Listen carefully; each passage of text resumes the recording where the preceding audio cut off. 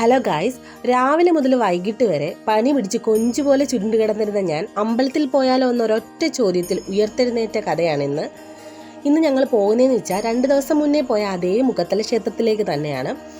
ഇന്ന് പോകുന്നത് ഓട്ടോയിലാണെന്ന് മാത്രം. അങ്ങനെ ഞങ്ങൾ അമ്പലത്തിലെത്തി. അകത്ത് കൊടുക്കാനുള്ള പൂവൊക്കെ വാങ്ങിയതിന് ശേഷം അപ്പോഴാണ് അവിടുത്തെ ചേച്ചി കൺമണി മോൾക്കൊരു പഴം കൊടുത്തത്. പഴം കിട്ടിയ പാടെ അത് കഴിച്ചിട്ടേ അവൾ അമ്പലത്തിനകത്തോട്ട് കയറത്തോളന്നായി. അങ്ങനെ അവൾ കഴിക്കുന്നത് വരെ ചേച്ചിമാർ രണ്ടുപേരും ഇങ്ങനെ വെയിറ്റ് ചെയ്തൊക്കെ നിന്നു. അതിനുശേഷം ഞങ്ങൾ അമ്പലത്തിനകത്ത് കയറി. അത്യാവശ്യം നല്ല തിരക്കൊക്കെ ഉണ്ടായിരുന്നു. കുറച്ച് നേരത്തെ ക്യൂവിന് ശേഷം ഞങ്ങൾ അകത്തെ കയറി നല്ലതുപോലെ തൊഴുതു. അതിനുശേഷം ഞങ്ങൾ പുറത്തിറങ്ങി ചുറ്റമ്പലം തൊഴുവായിരുന്നു. അപ്പോഴാണ് രണ്ടുപേരും ആനയെ കണ്ടത്. അപ്പോഴത്തേക്ക് മുത്തിന് കുറേ സംശയം ഉണ്ടായിരുന്നു. അത് കല്യാണി ചേച്ചിയോട് ചോദിച്ചു. കല്യാണി ചേച്ചി എന്തൊക്കെയോ പറഞ്ഞ് ഒപ്പിച്ചു. അതിനുശേഷം ഞങ്ങൾ പിന്നെ കുറച്ച് നേരം അവിടെ നിന്നു.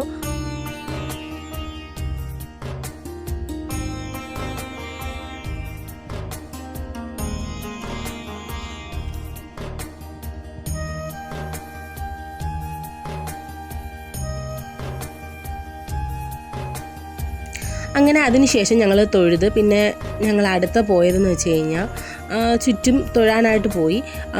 അപ്പം ചെറുതായിട്ട് മഴ തുടങ്ങിയിട്ടുണ്ടായിരുന്നു. അങ്ങനെ കുടയൊക്കെ പിടിച്ച് തൊഴുത് വെളിയിലേക്ക് ഇറങ്ങി.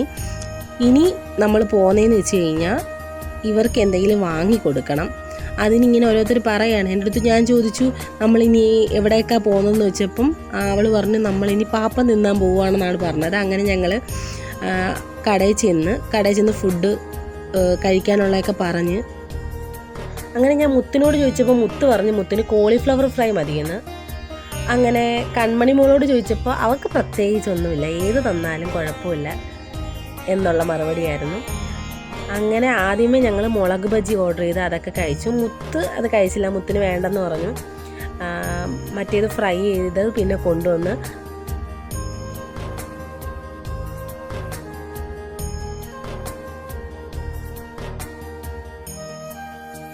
മുത്ത് പറയാം അമ്മേ നല്ല ടേസ്റ്റ് ഉണ്ട്, അമ്മയൊന്ന് കഴിച്ച് നോക്കെന്നും പറഞ്ഞിട്ട് എനിക്ക് പിന്നെ അവൾ ഓർമ്മ എടുത്ത് തന്ന്.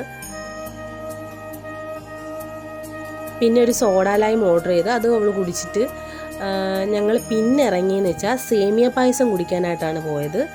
അത്യാവശ്യം നല്ലൊരു സേമിയ പായസമായിരുന്നു.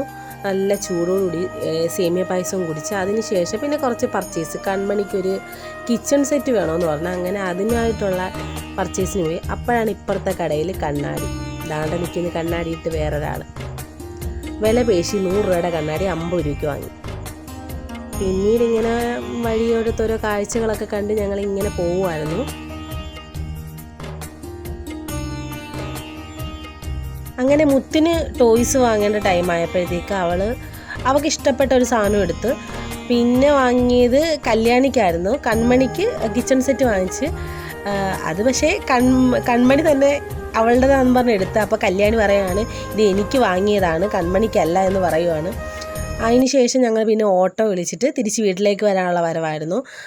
അതിനുശേഷം അവിടുത്തെ ആർച്ചാണ് എന്ത് ഭംഗിയായിട്ടാണ് നോക്കേ, എന്ത് ഭംഗിയാണ് കാണാൻ. അതൊക്കെ കണ്ട് ഞങ്ങൾ പിന്നെ ടാറ്റ ബൈ ബൈ പറഞ്ഞ് വീട്ടിലെത്തി. അവിടുന്ന് 3 കോൺ ഐസ്ക്രീം വാങ്ങിച്ചിട്ടുണ്ടായിരുന്നു. അങ്ങനെ വീട്ടിൽ വന്ന് പിള്ളേർക്കൊക്കെ കൊടുത്ത്. അപ്പോൾ അങ്ങനെ ഓരോരുത്തർക്കും ഞാൻ ചോദിച്ചു എങ്ങനെയുണ്ട് കോൺ ഐസ്ക്രീം. അപ്പോൾ ഓരോരുത്തരും സൂപ്പറായിട്ടുണ്ടെന്നൊക്കെ പറഞ്ഞ്. പിന്നെ അതിന് ശേഷം മുത്തിനോട് ചോദിച്ചപ്പോൾ മുത്തും പറഞ്ഞു സൂപ്പറാണെന്ന്. അപ്പോൾ ഇന്നത്തെ വ്ളോഗ് ഇത്രയേ ഉള്ളൂ. Ta-ta bye bye, see U.